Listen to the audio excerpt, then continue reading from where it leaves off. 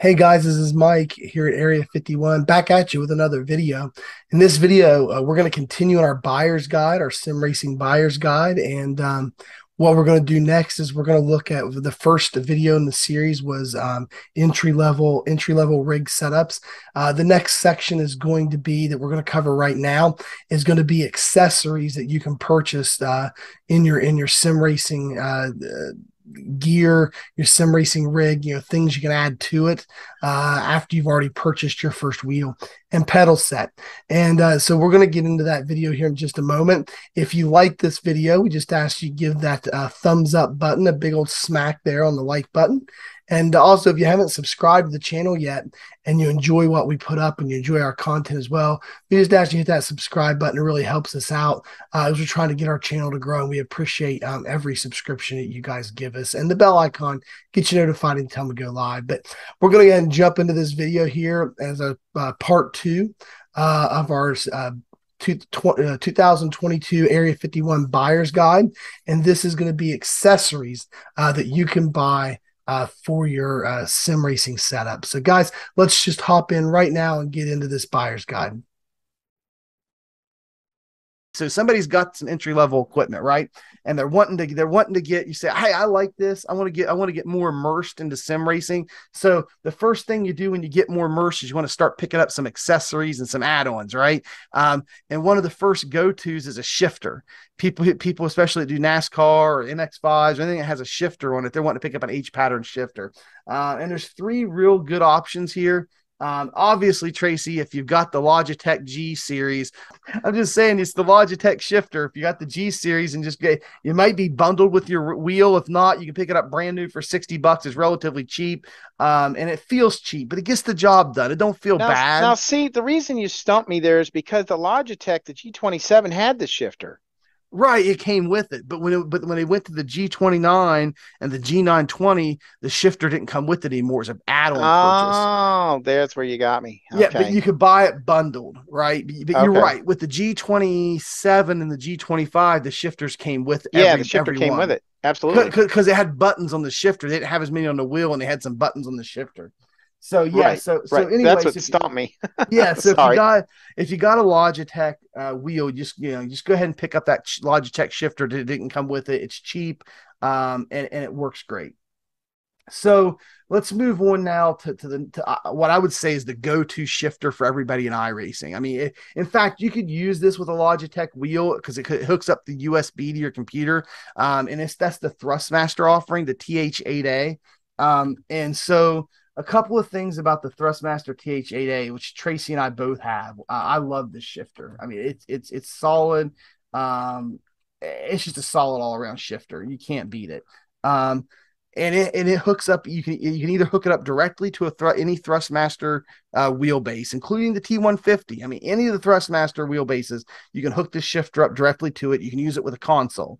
If you're on PC though, you have the option of hooking it up to the wheelbase, or it comes with a USB adapter and you hook it straight into the computer with USB. So I guess if you had some Logitech equipment, and you wanted to get a nicer shifter, you could just go ahead and get this one and run it USB directly into your computer on iRacing, or any of the other PC simulators.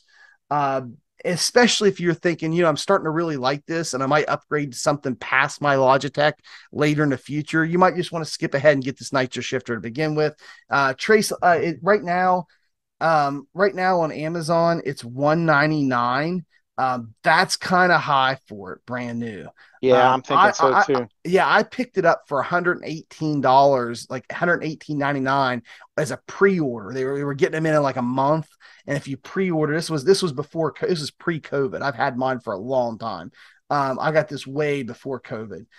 Before I was even in iRacing, and they had some coming in, and if you pre-ordered, you can get them for $118.99, and you had to wait a month before it shipped, and I did that. But during COVID, man, these things were upwards like $250. They were more expensive than the Fanatic shifters during COVID. And more 190. reliable. Yeah, and more reliable. Yeah, I mean, this is the go-to most reliable shifter I think that almost everybody has. $199 is not a good price for it, but I've seen it higher. I think the MSRP on this thing is around 149, 159, somewhere in that price range. At least it was a while back. I think when it first released, I think the original MSRP was like 169, and then it very quickly dropped to like 149 or so and kind of stayed there. So 199 is kind of expensive for it, but it's not crazy. I mean, you're probably paying an extra $30 over MSRP right now for it. But like Tracy said, this is the flat out most reliable shifter. You're not going to miss a shift. It's not going to get the signal crossed. Like I know the Fanatic like there's an issue in the cable and it gets the signal crossed every once in a while and puts you like if you're going into third, it might put you in second or fourth, and you're physically in the right gear, but it's sending the wrong signal to the computer. It doesn't happen all the time, but that's been a known issue with some of the nicer Fanatic shifter. But this one does not have this issue. Trace, anything else you can tell us about the shifter? I mean, I know you used it for a long time, and I have too, and I just love it. Well, you can turn it into sequential if you want to. It's just a matter of rotating things like 90 degrees and change. They have a plate that comes with it. Yeah, but that's a So pain in the butt, man. it, it is. I That's mean, my if one complaint about this thing is it's so difficult to switch it into sequential mode. right. And if you're going to run like A class, I would think, you're constantly want to be in the A class car on iRacing, you could do it and leave it there. Wouldn't be such a big deal. But, if you want to do like the B car, the truck or whatever, you want that regular feel, you wouldn't want to switch it back and forth. That's for sure. Yeah, and typically what I do with it is I just leave it as H pattern, and then if I run like the next gen car in iRacing or a road course a car or something, the Super 8 cars that we run sometimes, Right. I just use the paddles on my wheel for the sequential shifting instead of using the shifter because it's such a pain in the butt to switch it over to sequential mode. Right. Absolutely. Okay, and then the last offering in the shifter add-on category that we're talking about is the Fanatic offering, and that is the Fanatic SQ that stands for sequential SQV 1.5. It's an H pattern shifter that easily switches into sequential mode. There's actually just a little button on the side, and you switch that button over to sequential, and bam, it's in sequential mode. And when you want to go back to H pattern, you just slide the button over. I mean, this thing just pops right in and out of I'm see if I can get a better view of it here and see that button. Yeah, here's the page that it's on. It's got a nice metal knob. Here's the button on the side that you switches. It's in sequential, and you slide that slider over to H pattern, and that's all it is, man. There's nothing else to change this. That's the one great thing about this shifter. The other thing is it's got some ball bearings and stuff in it that makes it feel more like a real shifter. It's like when you're going into gear, it kind of feels more like a real car. So yeah, that's pretty nice. Um, it, it, I've heard some people's got these recently, and they think that reliability issue that they used to have is gone now. So really, this is a pretty solid. This is a real solid offering. It's probably a little more premium than the Thrustmaster. It's just that Thrustmaster trace is like it's really tried and true. I mean, there's no getting around the tried and true reliability of that Thrustmaster shifter. It is but the But Fanatic let's look at the though, price here on this one, and then we'll kind of shift gears. Yeah, you're looking at 259.95, and then you have to buy a $20 USB adapter to be able to hook it into your computer to use it with anything other than a Thrustmaster wheelbase. yeah, when you're with Fanatic, you're either in with So Fanatic or yeah, you're out that's with the Fanatic. shifters. I mean, I know there's other shifters out there, but those are pretty much the mainstream ones you're going to come across. And Trace, let's move into the probably the first thing you're going to upgrade. So we talked about adding on the shifter to add immersion, but the first thing you're probably going to want to upgrade is your pedals. I know that's what you and I both tell people a lot when they start looking. Hey, I'm getting ready to upgrade my equipment, but I can't do it all at once. What do you guys think I should upgrade first? And the first words out of our mouth is always what, Trace? Oh, it's absolutely the pedals. You definitely want a solid set of pedals. That's a lot of times it's going to be the difference in your driving. Absolutely. A lot of the pros, especially in oval, they can use a lesser wheel, let's say, and but they never compromise on the pedals. The pedals is where it's at. Before we start talking about pedal sets, and the first thing we'll say for an upgrade is load cell. But a lot of people out there might not know the difference between a potentiometer and load cell pedals. Trace, why don't you tell everybody kind of what the difference is and why you want a load cell pedal set? Well, potentiometer, it's just reading more position than the actual load itself. And sometimes that's just not as accurate as what you need for sim racing. At least that's what we found in the past. But when you go to the load cell itself, It's for actually reading the load that's being applied to that brake pedal. And it gives the driver more consistent feel. Usually the potentiometer has no resistance. It's hard to replicate the feel of that pedal. And so like, especially in road racing and stuff, a lot of times your braking is inconsistent. So to smooth that out, they come up with the load cell. And also the load cell, like I said, you can change the tension on it. So that way some people really like to stand on it, make it feel more like a real car. Or if you don't really want to stand on it, you can lighten it up a little bit. Let's say you're not as strong, and not wear yourself out on some type of a longer race. So, but the load cell is definitely, if you can afford it, that's definitely the direction you want to go.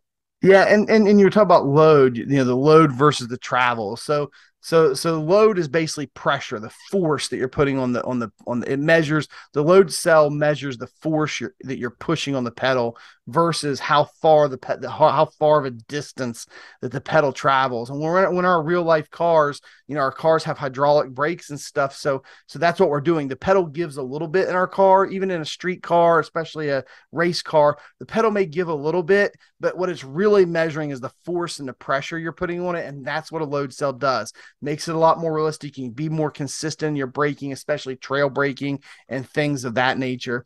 And so here's the Thrustmaster offering. It's the T-LCM, works with any Thrustmaster base, and the USB connector comes in the bundle with it. So you can use these pedals standalone with any wheelbase or any other sim racing equipment you have. Basically 230 here, brand new. They have, and as Tracy was talking about, you can give your load cell a different feel. You can make the spring or the rubber cork or like whatever it is they've got in there. You can make it stiff or give a little bit, but either way, it's still measuring the pressure. It depends on what kind of a feel you like to have. And Thrustmaster has everything included. They have a few different springs, a few different of the rubber stopper cork things in there. To give you a different kind of a feel on the pedal, but still the load cell's measuring the raw strength that you're pushing on it either way.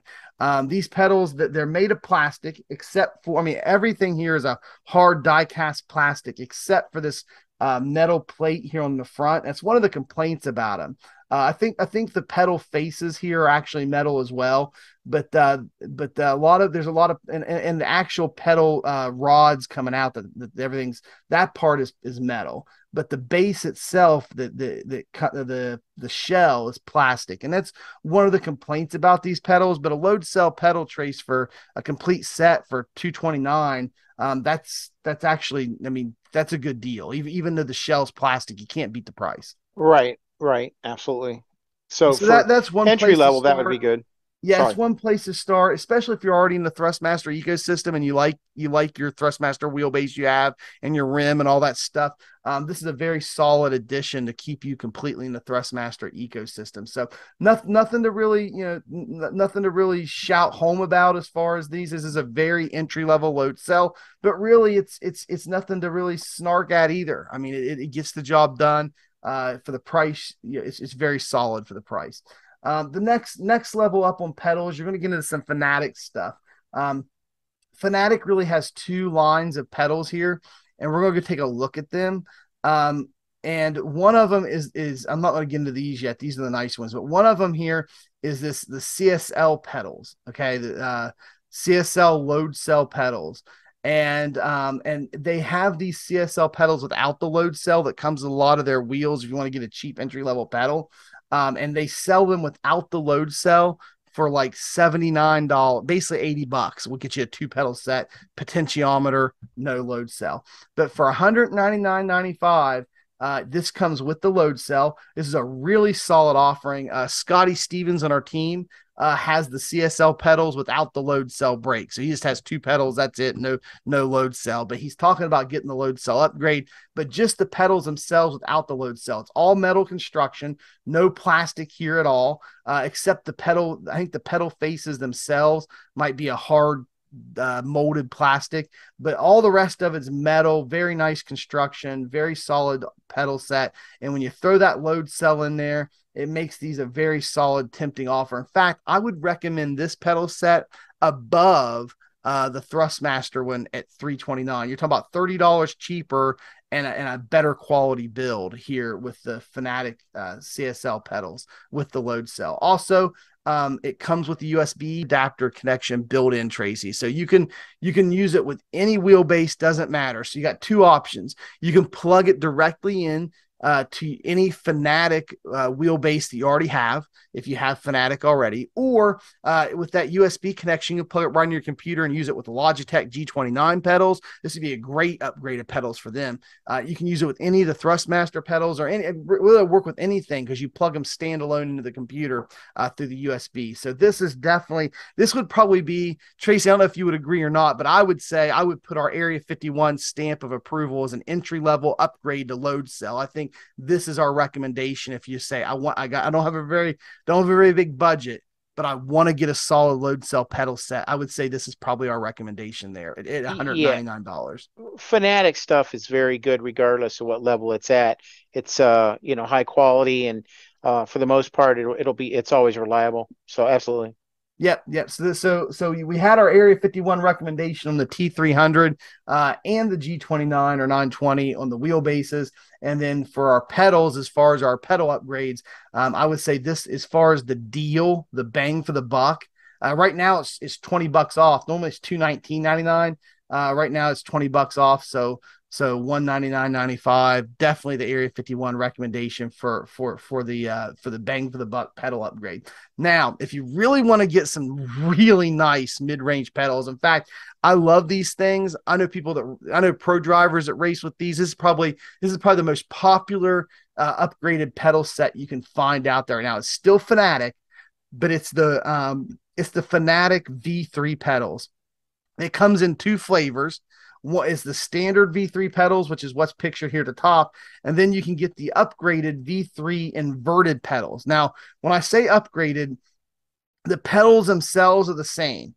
Like, pretty much the load cell's the same, everything, but you get the inverted mount kit, which you see here in the bottom part of the screen. Plus, they have a performance brake kit and dampeners that run you about $160 or $70 total for both dampeners and the brake kit and like all that stuff. They throw all that in, so you get all the extras and all the add-ons and the inverted mount kit for an extra $200, $399 versus $599. So for 200, if you add it all together, you're actually saving a little bit of money and getting the inverted. It's just, a lot of people just buy the V3s out of the box, which is what I did. And when I bought them and when you bought them, I think they were around $369, but Fanatics recently raised their prices. So you're looking at like $399 for the inverted pedals, or not for the inverted, but for the standard V3 pedals. But $599 for the inverted. And then here you go, $399 for the standard V3 pedals. And as you can see, they got a different pedal face on them here than the inverteds do. But I just want to tell you, whether you get the standard V3s or the inverted, they come with both pedal plate sets. You just get to pick which one you put on. I personally like the flatter pedal plates that are they're pictured here with the inverted ones. And I put those on my standard V3s, which is like they're pictured up here in the top. But they also come with these plastic rounded pedal plates. And a lot of people that wear shoes, like real racing shoes when they sim race, like the hard molded plastic ones instead. But comes with both. And I would say this is probably our just general Area 51 pedal upgrade recommendation in general. If money's not really that much of an object, I mean, if money's no object and you're super rich, then get something like Husenfelds or something like that. And that's an enthusiast. Like, they start at $1,000. Plus you can do all kind of add-ons for those and get probably $2,000 for a set of pedals if you bought the most expensive ones they had. But they started at $1,000. So we're not going to go crazy with pedals. As far as the general consumer, I would say the V3s hand down are our best pick and recommendation for pedals, as long as you got the money, the $400 plus tax and shipping for these pedals. They're well worth it, and definitely our recommendation here at Area 51. Wouldn't you agree, Trace? Absolutely. I own That's them. I what you're love them. sporting right now, right? Absolutely. And I have no plans on changing anytime soon either. Me either. This is what I've got. I'm rocking the V3s, the standard V3s, non-inverted. And I don't have any of the add-ons. I just got the standard set with the flat metal pedal faces on them here, and I don't plan on upgrading anytime soon. I mean, I can't see myself upgrading, Right. because the upgrade from this, you have to spend I mean, you're talking about double the price, more than double the price of these to get anything even remotely better. All right, guys, there you go. That is our buyer's guide for 2022, for upgrades or add-ons, if you will, to your sim racing setup. And that's what we recommend here at Area 51 for those things. Appreciate you being here for this video. If you haven't done so yet, again, we'd like to ask you hit that subscribe button, bell icon, get you notified anytime that we put up new content here on the channel. And just give us a thumbs up on that like button if you like this video. That's appreciated very much. At the end of this video, I'm going to put up 2 video links on each side here for our setup guide for once you get your sim rig. We have a setup tutorial for your wheel to be able to calibrate it and set it up properly. And that's a 2-part series. I have the first video on this side and the second video over here. So check for that as the video ends. We appreciate you being here at Area 51 with us, and always check out that description on your way out. All kind of cool stuff down there. We have a affiliate link to Major's Garage. We have a 10% off promo code for you guys for buying setups.